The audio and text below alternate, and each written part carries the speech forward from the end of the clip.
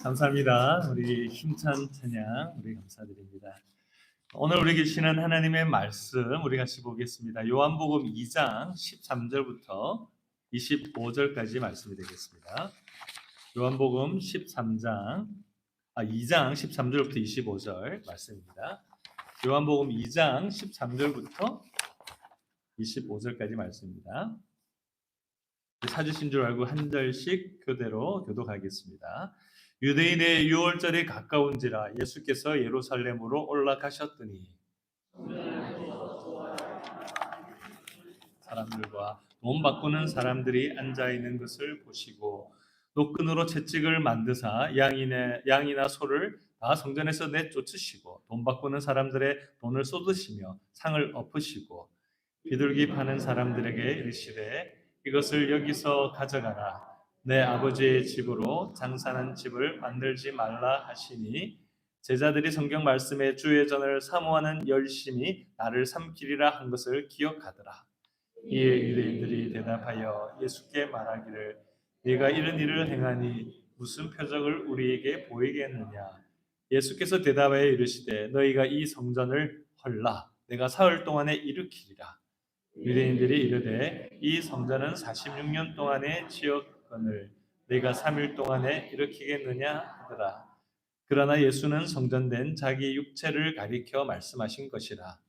죽은 자 가운데서 살아신 제자들이 이 말씀을 믿었더라. 유월절에 예수께서 예루살렘에 계시니 많은 사람이 그의 행하시는 표적을 보고 그의 이름을 믿었으나 예수는 그의 몸을 그들에게 의탁하지 아니하셨으니 이는 친히 모든 사람을 아심이요.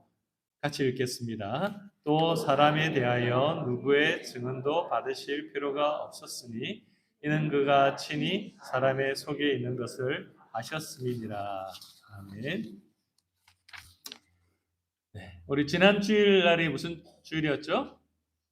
네, 추수감사주일이었고, 네, 1주년 감사 예배를 드린 날이었습니다. 좋으셨죠? 네, 1주년 기념한다라는 것, 좋은 것을 기념하는 것은 참 좋은 일입니다. 감동이 있죠. 특별히 이제 새마음교회 1대 단위 목사로 부임할 김정영 목사님 가정도 함께해서 좋았던 것 같습니다. 여러분 교회가 금방 역사가 끝나는 교회가 되면 좋을까요? 네, 이제 1주년 지났는데 몇 년 정도 우리 새마음 교회가 유지되면 좋을까요?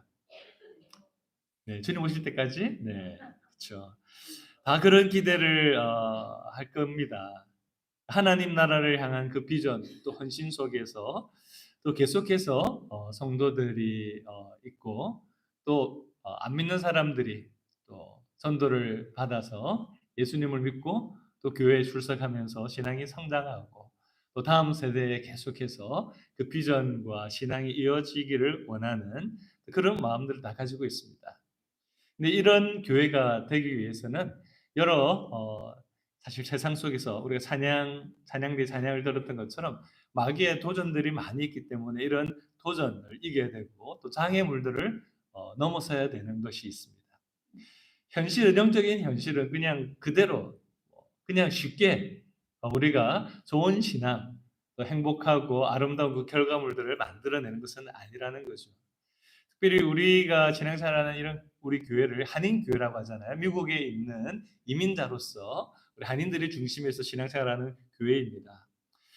그렇지만 우리 모든 교회의 본질적인 특성인 복음 위에 굳게 서서 우리가 교회가 하나님께서 기뻐하시는 것을 향해서 나아가야 될 뿐만 아니라 또 한인교회이기 때문에 또 민족적인 정체성이나 또 장점을 유지하면서도 또 미국 사회 속에서 우리가 또 넘어서야 되는 또 사명을 위해 감당해야 되는 여러 가지 그런 과제들도 용기 있게 계속해서 전진해 나가는 그런 것이 필요한 것이죠. 그래서 우리가 이런 것이 그냥 쉽게 되는 게 아닙니다. 그렇기 때문에 이런 교회가 되고 공동체가 되기 위해서는 과연 교회는 예수님이 기대하셨던 교회는 어떤 공동체인가? 어떤 교회인가? 우리 교회는 바로 이런 교회의 모습을 계속해서 가지고 있는가라는 것을 자문해야 되는 것이 지혜로운 모습이라고 생각이 듭니다. 오늘 본문은 예수님께서 이스라엘 백성들을 유대인들이 그렇게 아끼고 귀하게 여기는 성전을 뒤집어 엎는 바로 그런 사건이 기록된 본문입니다. 성전 청결 사건이라고 하기도 하고 또 더 과격한 표현을 쓰는 분들도 있습니다. 복음서에서는 예수님께서 이 성전을 정결케 하시는 이 사건이 두 번 언급이 되어 있는데요. 요한복음에는 예수님의 사역 초기에 일어났고 또 다른 복음서 마태, 마가, 누가복음서에는 예수님이 십자가 고난과 죽음을 당하시기 전이 이 사역 후반기에 일어났다라는 것을 보여주고 있습니다. 그런데 이 공통적으로 이 시기가 1년 중에 어떤 특별한 시기에 일어나게 되는데 공통적으로 6월절 날에 이 성전 청결 사건이 일어났다라는 것을 말하고 있습니다.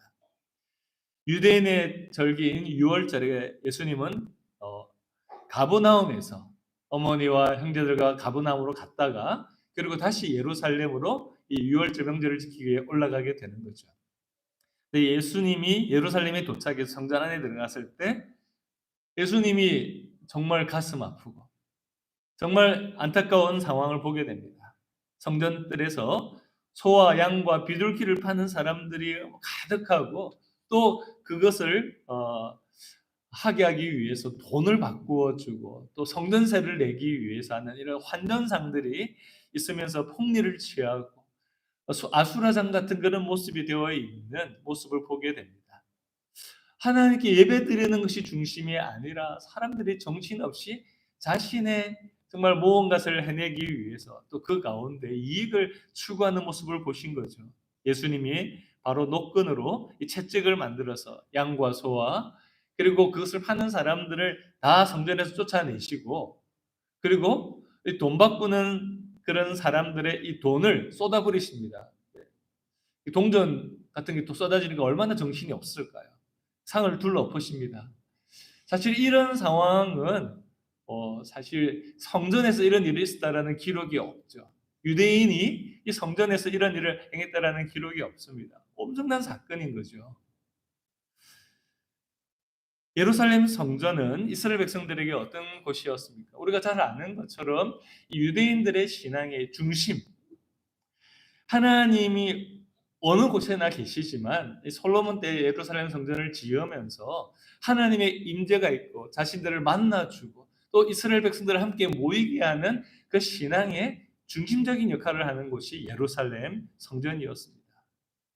예루살렘 성전을 바라보면서 그들은 포로로 끌려갔을 때 성전에 있는 곳을 향해서만 생각하고 보아도 그들의 마음이 찡하고 하나님의 은혜를 사모하고 늘 하나님의 임재를 다시 맛보기를 원했던 그런 곳이죠. 떠올리기만 해도 가슴이 아프고 또 은혜가 되기도 하고 감사했던 그런 곳이 바로 예루살렘 성전이었습니다. 영적인 고향과도 같은 곳이죠. 그래서 여러분 교회가 어떤 면에서는 이런 곳이 되어야 됩니다. 그렇죠? 우리 자녀들에게도 또 다른 성도들에게도 이 영적인 고향과도 같아서 추수감사절 때 여러분 자녀들이 멀리 있는 분들은 오는 경우도 있고 또 너무 바빠가지고 못 오는 경우도 있는데 집에만 왔다가 딱 가버리는 게 아니라 자신의 이 영적인 고향 같은 신앙 공동체 속에서 또 함께 신앙생활하는 그런 모습이 있어야 되는 거죠. 사실 이런 예루살렘이 유대인들에게는 성전이 그런 역할을 했다라는 것입니다. 그런데 절기 때마다 유대인들이 그렇게 와서 절기를 지키고 그들이 하나님을 예배하며 그들의 신앙이 다시 한 번 더 재충전되어지고 영적인 공동체 안에 있게 하신 하나님의 은혜를 기억하는 귀한 시간이 이 유대인의 절기 중에서도 가장 대표적인 절기인 이 6월절에 이 놀라운 일이 일어났다라는 것이죠. 사실 여러분 바로 이 은혜로운 절기 하나님께서 구원하신 그 구원의 사건 이집트에서 애굽에서 그들을 건져내신 것을 기념하면서 그들의 하나님이 되시고 그들의 구속자가 되시고 우리들의 인도자가 되시는 하나님을 기억하며 하나님의 백성된 이스라엘 백성들이 모여서 절기를 지키는 바로 그곳에서 정말 신앙을 기억하고 신앙의 본질을 더 회복해야 되는 그 장소에서 예수님은 이 유월절 절기와는 너무나 안 어울리는 그런 모습을 보게 되었다라는 것이죠. 그럼 교회 왔는데 하나님의 은혜가 있고 예배를 드리는 그곳에서 교회 예배 드리고 은혜 받기 위해서 왔는데 그런 기대했던 일과는 다른 일들이 일어나는 것을 여러분 경험하신 적이 있습니까요? 가슴 아픈 일을 아마 여러분들이 겪은 적이 있을 겁니다. 너무나 이게 하나님이 기대하는 것과 다른 모습인 거죠. 예수님께서 바로 이 예루살렘 성전에서 이 유월절 구원하시는 하나님을 찬양하고 그 안에 하나 되어서 하나님의 백성 된 것을 기억하고 사랑하고 회복되어야 될 그 시간에 그렇지 못한 모습을 보면서 예수님은 분노하시는 것을 보게 됩니다. 2장 앞부분에 보면 우리가 가나에서 일으키신 하나님이 예수님께서 일으킨 기적 혼인잔치에서 물을 포도주로 만든 그 기적 속에서 하나님께서 우리의 존재를 변화시키시고 예수님이 우리의 구세주가 되실 때 우리의 삶이 완전히 다른 존재로 변하게 되는 그런 놀라운 표적으로서 우리에게 주셨던 은혜를 생각하게 됩니다. 정말 은혜의 주님이죠. 그런데 예수님이 이 공적으로 많은 사람들 앞에서 이제 예수님이 메시아로서 드러낸 그런 첫 번째 사역으로서는 어떻게 보면 오늘 본문에 기록된 이 사건이 예수님이 공개적으로 드러난 사건이었다는 거죠. 가나에서 일으키신 물로 포도주를 만든 사건은 대부분의 사람들을 몰랐죠. 그죠? 물도온 종들과 그리고 마리아와 몇 사람들만 알았던 것이죠. 그런데 예수님께서 공식적으로 어떻게 보면 본인의 사역을 시작할 때 첫 번째 사역이 모든 유대인들이 그렇게 사모하고 또 정말 많은 사람들이 모여있는 이 유대인의 절기인 유월절에 성전을 뒤엎어버리는 이 사건으로 예수님의 첫 번째 사역을 요한복음에서 기록하고 있다는 것입니다. 정말 노끈으로 채찍까지 만들어서 예수님이 휘두르는 모습을 생각해 보십시오.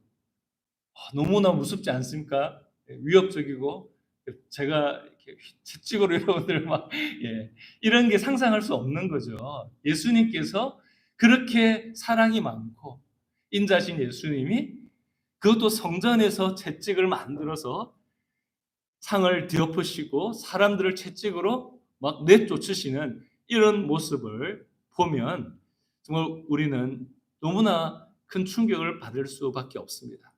사실 당시 유대인들에게 어떤 법이 있었는가 하면 성전을 훼손하는 사람들은 사형에 처한다라고 그렇게 유대인의 자신의 법들을 만들어 놨습니다. 그 정도로 성전을 소중히 여기는 마음이 있었던 것이죠.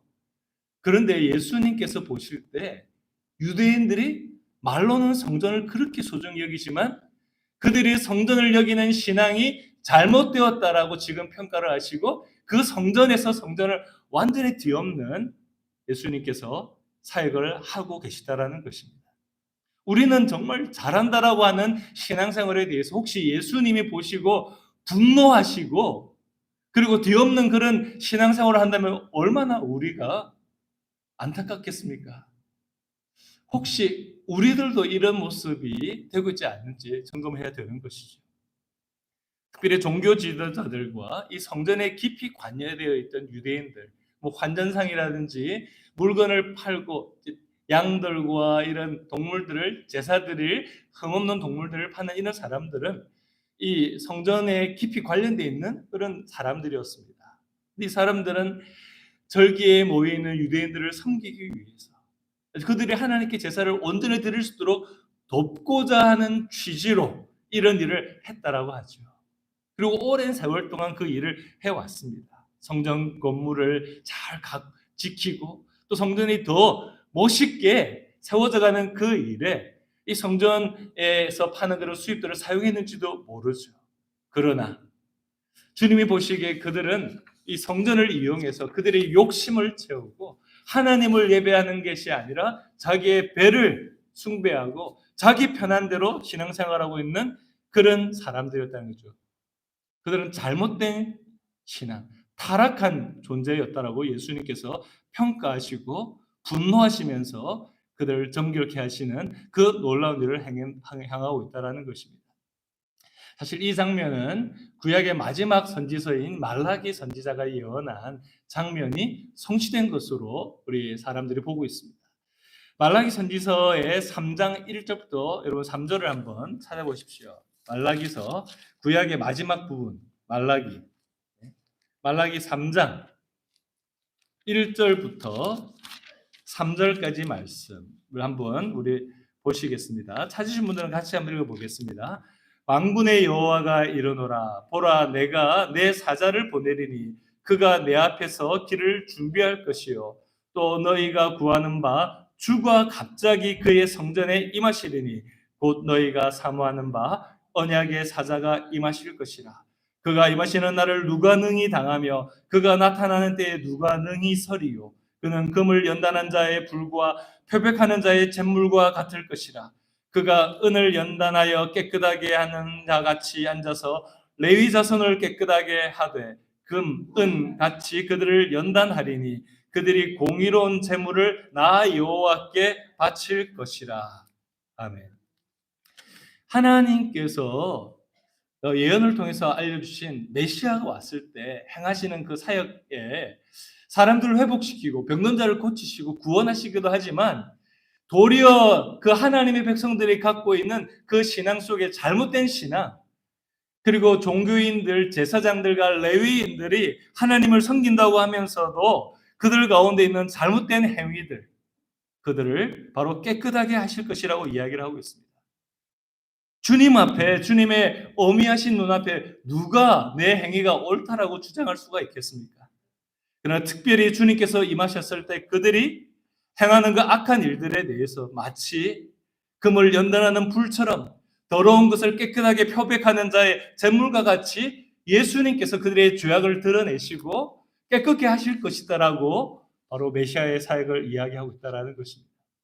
예수님께서 공적으로 사역을 하실 때의 모습은 온화하고 따뜻한 것이 아니었습니다. 어떻게 보면 메시아로서의 사람들 앞에 드러났던 그 모습은 사람들이 가지고 있는 잘못된 모습들, 그들의 죄악을 하나님 앞에 드러내고 그것이 회개해야 될 부분임을 주님께서 지적하고 있다는 것입니다. 은혜는 누구에게 임할까요? 자기가 죄인인 것을 아는 사람들에게 은혜는 임하는 것입니다. 세상 사람들이 다 죄 가운데 살고 있지만 그들은 하나님의 은혜를 알지 못하는 이유가 무엇일까요? 자기가 죄인인 것을 인정하지 않기 때문이죠. 우리가 죄인됨을 알고 인정할 때 그 사람이 계속해서 하나님의 은혜 가운데 있는 것입니다. 성전은 하나님이 거하시는 거룩한 곳이라고 구약에서부터 계속해서 이야기를 하고 있습니다. 사실 성전이 거룩하다라고 말하는 것은 성전 건물 자체 때문이 아니라 하나님의 임재가 있기 때문에 거룩한 것이죠. 교회를 사실 건물은 예배당이라고 하죠. 이 교회의 건물, 이 건물 자체가 거룩한 것이 아닙니다. 예배를 드리고 하나님의 임재가 있기 때문에 우리가 예배를 드리면서 함께 예배를 드리며 하나님께 영광을 돌리고 성도의 사랑을 나누는 그 곳이기 때문에 이 예배당도 우리가 소중히 여기는 거죠. 그러나 이 예배당 안에서 우리가 하나님 앞에 온전한 예배를 드리지 않고 성도의 사랑과 교제와 섬김이 없다면 이 건물 자체가 하나님 앞에 거룩한 건물이 절대로 될 수가 없는 것입니다.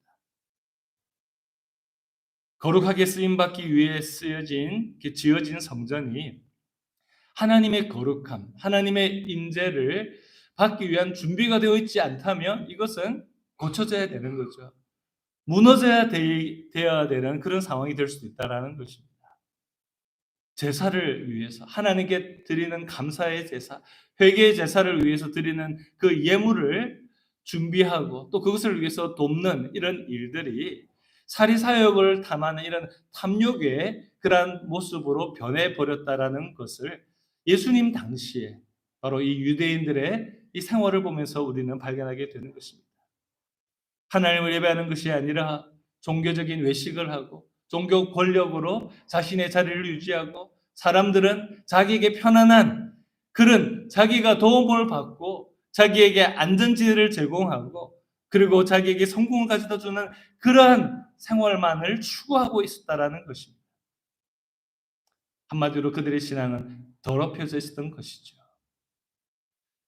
우리의 신앙은 어떻습니까? 더럽혀져 있지 않습니까?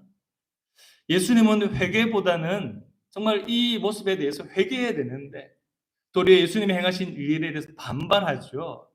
당신 도대체 무슨 권위로 이런 일을 행하는지 반발합니다. 아니 사실 반발하는 정도가 아니라 예수님을 붙잡고 정말 감옥에 가두고 어떻게 보면 사형을 시킬 수도 있는 이 상황 속에서 하나님의 놀라운 이 권위, 어미 앞에 그들은 그냥 반발하는 정도로 오늘 본문에 나오고 있죠. 그러면서 예수님께 도대체 당신은 정말 아무나 일을 할 수 없다는 걸 알기 때문에 이것에 대해서 정말 무슨 권위라는 그 표적을 구하고 있습니다.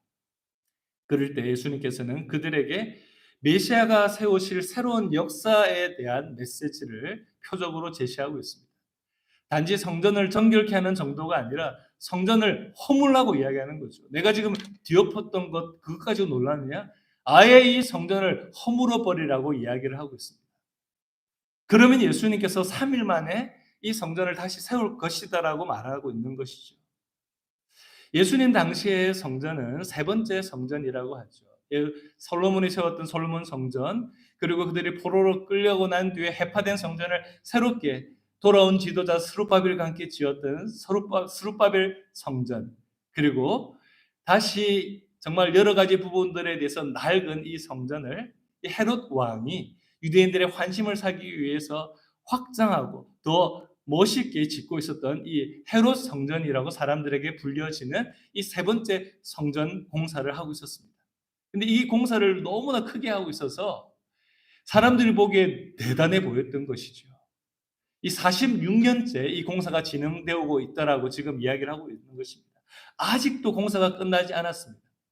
한 80여 년 동안 이 성전 공사가 헤롯 왕이 시작했던 이 공사가 진행되었다라고 역사는 이야기를 하고 있습니다. 엄청나게 큰 공사를 하고 있었던 것이죠.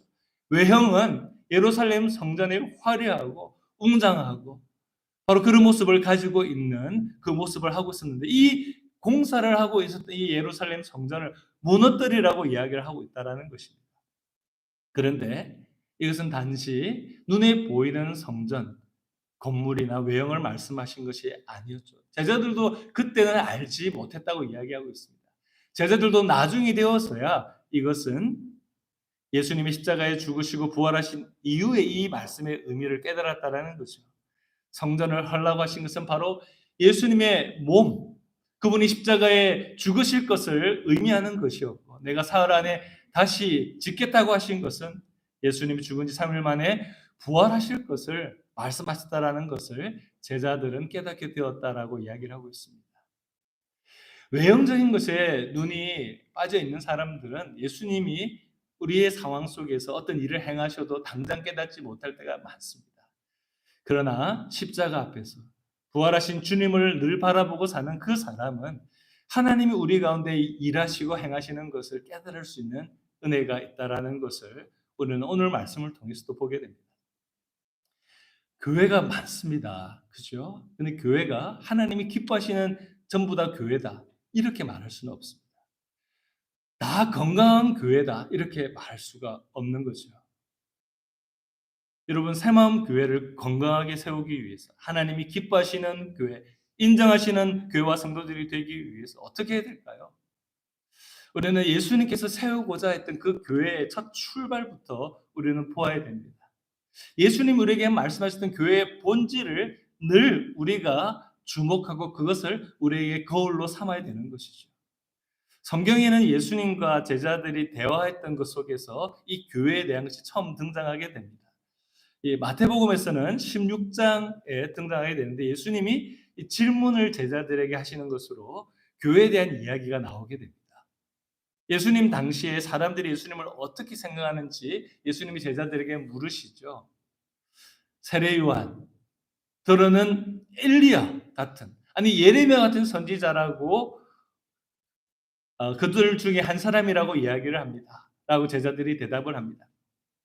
근데 예수님께서는 그들에게 너희들 생각, 제자들 본인의 생각이 무엇인지 다시 한 번 더 물으십니다. 너희들은 나를 누구라고 생각하느냐? 그때 베드로가 대답하죠. 주는 그리스도시요 살아계신 하나님의 아들이십니다라고 대답합니다. 예수님이 그리스도이시고 메시아이시고 살아계신 하나님의 아들, 바로 그분이 하나님이심을 고백하고 있는 것이죠. 바로 이 베드로의 이 고백 이후에 예수님께서는 이 고백 위에 주님의 교회, 내 교회를 세우시겠다라고 말씀하십니다. 그리고 주님이 세우시는 그 주님의 교회는 음부의 권세, 사탄의 권세가 이기지 못할 것이다라고 이야기를 하고 있는 거죠. 우리 새마음교회 성간에 장애된 것처럼 마귀들과 싸우면 어떻게 된다고요? 승리한다라고 이야기를 한 말씀을 주님께서 이미 하셨다라는 거죠. 영적 전쟁에서 주님의 교회가 승리할 것이라고 말하고 있습니다. 주님이 세상을 최종적으로 심판하시러 오실 때까지 주님의 교회는 승리하게 될 것이라는 것을 믿으시기 바랍니다. 그런데 우리들에게 궁금증이 생길 수가 있습니다. 요즘 사람들은 그럼 예수님을 누구라고 생각할까? 오늘날도 대부분의 이제 비기독교인들, 세상에 있는 사람들이 예수님 어떻게 생각하세요? 라고 하면 예수님께 대해서 예수님이 좀 들었던 사람들은 예수님 그 훌륭한 성인이죠. 훌륭한 분이죠. 예수님 가르침 참 좋죠. 가르침이 뭔지도 사실 잘 모르면서 그냥 이웃을 사랑하라. 뭐 이런 이야기들은 알고 있으니까요. 예수님에서 나쁘게 말하지 않습니다. 그러나 제일 중요한 예수님이 어떤 분이신지, 하나님의 아들이시고 우리가 믿어야 될 구세주라고 하는 이 본질적인 진리는 사실 알지 못하고 있는 그런 안타까운 상황입니다. 근데 예수님에서 어쨌든 잘 알지 못하지만 별로 예수님에서 안 좋게 이야기하는 사람들은 거의 없습니다. 근데 교회에 대해서 요즘 사람들의 생각은 어떨까요? 예수님을 머리로 하고 몸된 교회, 이 교회에 대해서도 똑같이 예수님에 대한 생각이랑 같아야 될 텐데 교회에 대한 요즘 사람들의 생각은 어떨까요? 왜 주님의 교회는 승리한다고 그랬는데 어떤 지역 교회들은 역사 속에서 보면 아니 지금도 쇠퇴하거나 망하고 또 사라지는 걸까요? 반대로 어떤 지역 교회는 계속해서 건강하게 성장하고 지역과 세상 속에 선한 영향력을 감당하며 보여주면서 섬기고 쓰임 받고 있는 그런 모습을 보이고 있습니다. 어떤 교회는 쇠퇴하고 사라지지만 어떤 교회는 하나님께 쓰임 받고 있습니다. 어떤 성도는 그냥 죽을 날만 기다리고 그냥 자기가 하고 싶은 대로 살고 있지만 어떤 성도는 하나님이 앞에 쓰임 받으면서 살고 있습니다. 무슨 차이일까요? 여러분들은 죽은 교회, 아니 죽어가는 교회의 특징이 무엇인지 알고 있습니까? 이선희 씨 좋아합니까? 이선희? 가수 이선희? 네. 제가 이 설교를 준비하면서 가수 이선희의 노래가 갑자기 생각이 나더라고요. 어떤 노래가 있을까요? 아, 옛날이요. 예. 사람들이나 교회 중에 옛날이야, 옛날 우리 교회가 옛날에 좋았는데 내가 옛날에는 이런 사람이었는데 옛날 타령하는 사람이 있습니다. 그 옛날이여 노래 그 가사가 이렇습니다. 이제 내 곁을 떠나간 아쉬운 그대에게 마음속에 그대를 못 잊어 그려본다. 아 옛날이여 지난 시절 다시 돌아올 수 없나 그날 이렇게 아쉬워하는 거죠. 그러면서 또 자기 가사가 그런 가사가 있습니다. 아니야 이제는 잊어야지 아름다운 사연들 구름 속의 무들이 모두 다 꿈이라고. 아 옛날이여 지난 시절 다시 올 수 없나 그날. 제가 불러드리려고 원래 그랬는데 분위기상 아닐 같아서 과거에 머물러 있는 사람은 건강하지 못합니다. 뭐 신앙에 있어서 과거에 베풀어 주신 은혜를 기억하는 것은 사실 신앙의 본질입니다. 하나님 우리를 위해서 베풀어 주신 그 십자가의 은혜를 기억하고 감사하는 것은 너무나 신앙이 중요하죠. 그러나 과거에 내가 은혜를 받았던 그 형식, 장소, 문화 이런 것을 고집하는 것은 결코 바람직하지 않습니다. 우리가 주님 앞에 했던 그 진실한 고백대로 더 이상 살고 있지 않는 모습이 없는지 우리가 자신을 점검하면서 우리의 신앙은 현재에도 감사하고 미래지향적으로 주님 오실 그날을 바라보면서 계속해서 그렇게 살아가는 것이 성도의 신앙인 것입니다. 그런데 혹시 우리들에게 있어서 과거만을 생각하면서 지금 내가 예수님께 순종하지 않고 있는 모습은 깨닫지 못하고 있지는 않습니까? 아니 내가 정하고 내가 편안한 신앙 그런 것에 우리의 모습이 혹시 물들어 있지는 않습니까? 이런 신앙은 퇴보할 수밖에 없습니다. 이런 교회는 쇠퇴하고 결국 사라집니다. 그리고 교회 피아노 위치 가지고 싸우다가 교회 깨지고 이랬던 교회 이야기 들어보셨습니까? 이 실제로 있었던 교회들입니다. 우리 한인교회, 한국교회도 드럼을 놓느냐 마느냐, 기타를 치느냐 마느냐, 그거 가지고 싸우고 징계하고 이랬던 적이 있죠. 제가 말씀 준비하면서 책을 하나 봤는데 죽은 교회를 부검하다라고 하는 책이 있었습니다. 죽은 교회를 부검하다. 무시무시하죠. 아주 얇은 책입니다. 근데 한동안 성장했다가 지금은 죽은 교회들을 분석했는데 그 분석을 한 것을 보니까 그 교회 문제들이 너무나 분명히 드러났다는 거죠. 근데 해법은 어려웠다는 겁니다. 그 문제의 특징들이 있는데 그 죽어갔던 교회, 죽은 교회를 부검하는 그 교회의 특징이 무엇인가 하면 죽은 교회들은 서서히 죽어가고 있는 것을 교인들이 몰랐다라는 것입니다. 지금 서서히 죽어가고 있는데 죽어가고 있는 것을 모른다라는 거죠. 그리고 주님께서 주신 이 우리가 아까도 기도했던 지상 대명령, 또 지상 대계명, 이것에 순종하지 않고 있다는 것이죠. 교회의 많은 예산을 교회 자체를 위해서, 교회 성도들만을 위해서 더 사용하고 있다는 것입니다. 그 외에도 여러 가지 특징이 있는데 문을 닫은 교회들이 자기 교회를 떠올리면서 말한 내용을 제가 읽으면서 참 마음이 아팠습니다. 후회하면서 이런 말들을 했습니다. 신앙생활을 대충 했어요. 문을 닫은 이미 교회 성도들이 그분들을 하고 교회에 대해서 다시 평가를 하면서 몇 분들과 대화를 했습니다. 그러자 그분들이 이렇게 얘기했다는 거죠. 우리는 신앙생활을 대충 했어요. 우리가 하는 모든 일이 그것도 나쁜 틀에 박혀 있는 것처럼 보였습니다. 하나님이 원하시는 일을 기도로 물어서 하기보다는 기존에 해오던 방식을 무작정 고수했습니다. 문을 닫은 교회의 특징은 기도하지 않습니다. 우리는 교회라는 게임을 하고 있었습니다. 교회가 진정으로 무엇을 해야 하는지를 전혀 몰랐죠. 너무 많은 노력이나 변화가 필요할까 봐 무엇을 해야 할지 하나님께 묻고 기도하는 일을 그만두었습니다. 더 많은 헌신을 요구할까 봐. 도리어 걱정이 돼가지고 그냥 아예 기도 안 해버리는 거예요. 하나님 음성을 안 들으면 내 마음대로 살 수 있다라고 생각했던 거죠. 그냥 교회는 굴러가니까 예전에 해왔던 방식, 그런 것들을 고집했다라는 것입니다. 사라진 교회들은 사라질 만한 이유들이 충분히 있었습니다. 문을 닫은 교회는 문을 닫을 만한 이유가 다 있는 겁니다. 새마을 교회는 어떻게 될까요?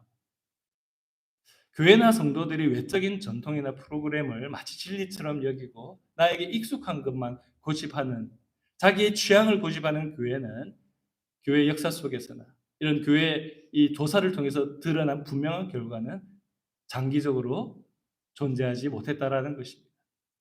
그들은 자기들이 좋아하는 음악 스타일, 자기들이 좋아하는 예배 요소, 예배의 소요 시간 딱 한 시간이 끝나야 되고, 내가 원하는 건물이 있어야 되고, 또 예배당의 색깔은 어떻게 해야 되고, 디자인은 어떻게 해야 되고, 또 이런 활동이 있으면 좋겠고, 그런 프로그램, 또 이런 목회자, 우리 교회 내가 필요한 목회자, 사역자들, 언제나 나 자신이 중심이 되었었다라는 것이죠.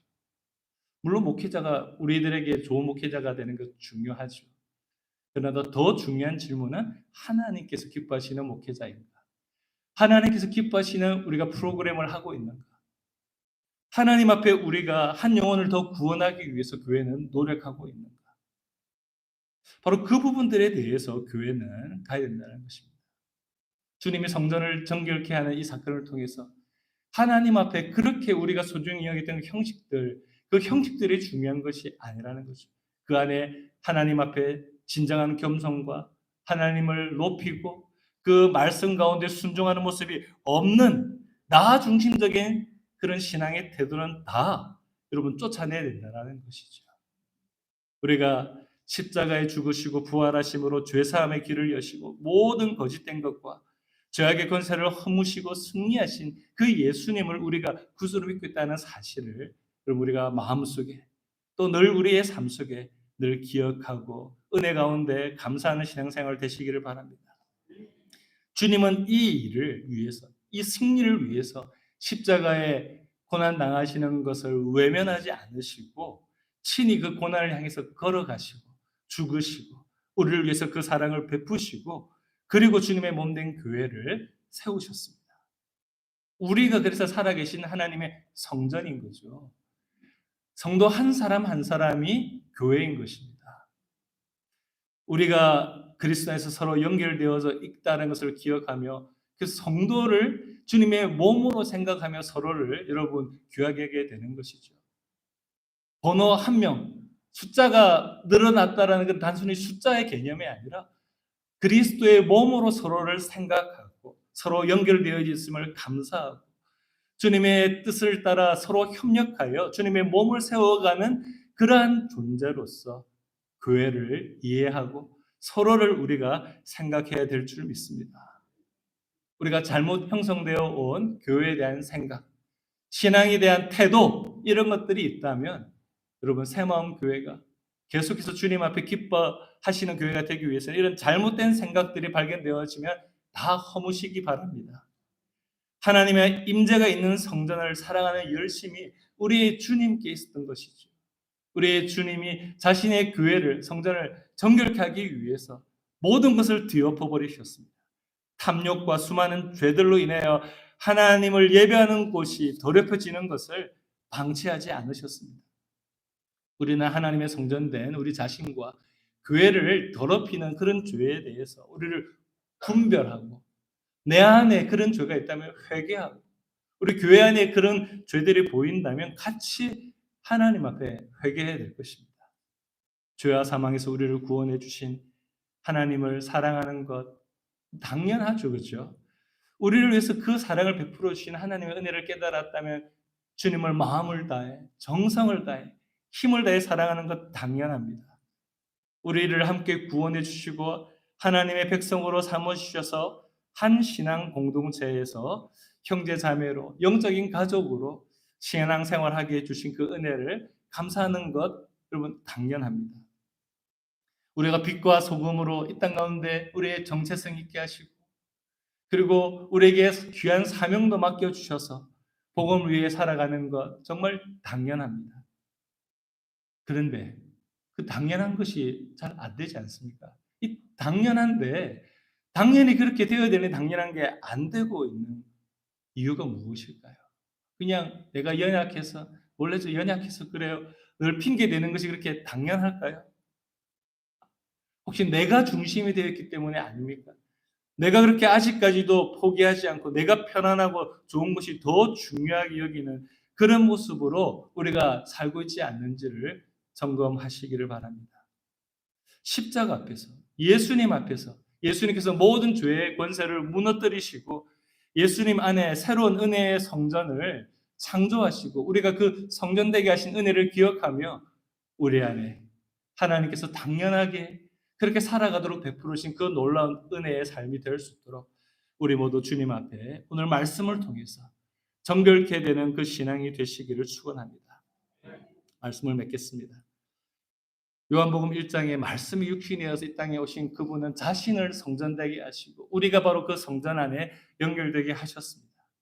그리스도인들 안에 예수님을 믿는 그 믿음을 통해서 우리는 함께 연결되어져서 성전이 되어가는 겁니다. 예수님을 기쁘게 하는 그 믿음이 있어야만 교회는 계속해서 더 견고하게 연합되어지고 바로 그것 안에서 성장해 가는 것입니다. 성령께서 교회를 지어가시는 거죠. 성령께서 교회를 하나 되게 하시고 이끌어 가시기 때문에 늘 깨어 기도하는 교회의 모습이 되어야 되는 것입니다. 여러분 새로운 교회에 좀 더 기도를 열심히 해야 될 것 같은데 그렇죠?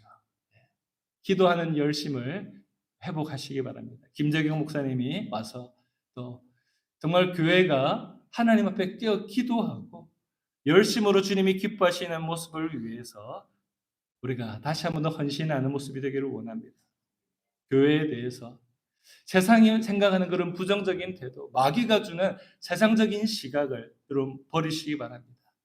하나님의 뜻을 이루기 위해서 함께 헌신하도록 우리를 부르신 바로 그 주님의 부르심 안에서 우리가 몸된 교회를 새 마음으로 더 지어져 가고 하나님을 예배하는 신앙생활, 하나님을 온전히 높이며 영혼들을 구원하고 이 땅 가운데 하나님 나라가 온전히 세워져 가는 그 일에 미국과 시카고 또 민족과 열방을 섬기는 그런 귀한 우리 새마음 교회가 되기를 주님 이름으로 축원합니다. 기도하겠습니다. 우리 기도할 때 하나님 앞에 주신 말씀을 기억하며 우리 교회가 이런 교회 되게 하여 주시옵소서. 하나님, 나의 고집, 내 생각대로 하는 것이 아니라 하나님이 어떻게 하면 우리가 하나님 앞에 기뻐하는 모습이 될까? 어떻게 하면 우리의 신앙생활이 주님이 기뻐하시는 신앙생활이 될까? 어떻게 하면 우리 예배가 주님의 임재가 있고 주님 앞에서 우리 모든 성도들이 변화되어지고 성령 안에 새 사람으로 더욱더 성장해가는 그런 교회가 될 수 있을까? 하나님 앞에 우리의 찬양, 우리의 기도, 우리의 예배, 우리의 봉사, 우리의 헌신을 주님의 눈으로 다시 보면서 새롭게 다시 지어져가는 그러한 신앙이 될 수 있도록 우리 한번 하나님 앞에 같이 기도하기를 원합니다. 기도하겠습니다.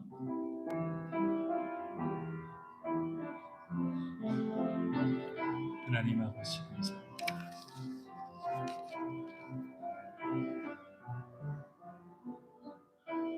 아버지 주님 우리를 불러주셔서 하나님의 은혜로 하나님의 자녀 삼아 주신 것 정말 감사드립니다.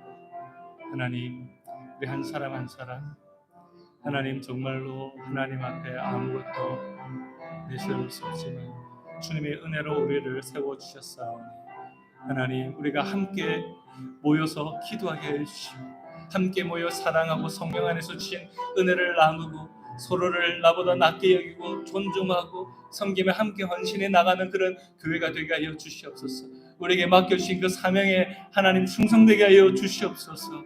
하나님 더욱더 기쁨으로 주님을 섬기며 하나님 우리 안에 함께 지어져 갈 수 있는 모습이 되게 하여 주시옵소서. 주님이 나에게 말씀하시고 성령께서 나에게 말씀하시고 교회에 말씀하시는 것을 함께 듣고 순종하는 교회가 되게 하여 주시고 우리 안에 죄되고 더러운 것들은 다 사라지게 하여 주시옵소서.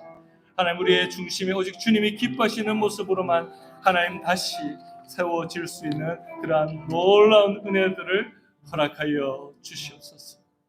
감사를 드립니다. 예수님 이름으로 기도드렸습니다. 아멘.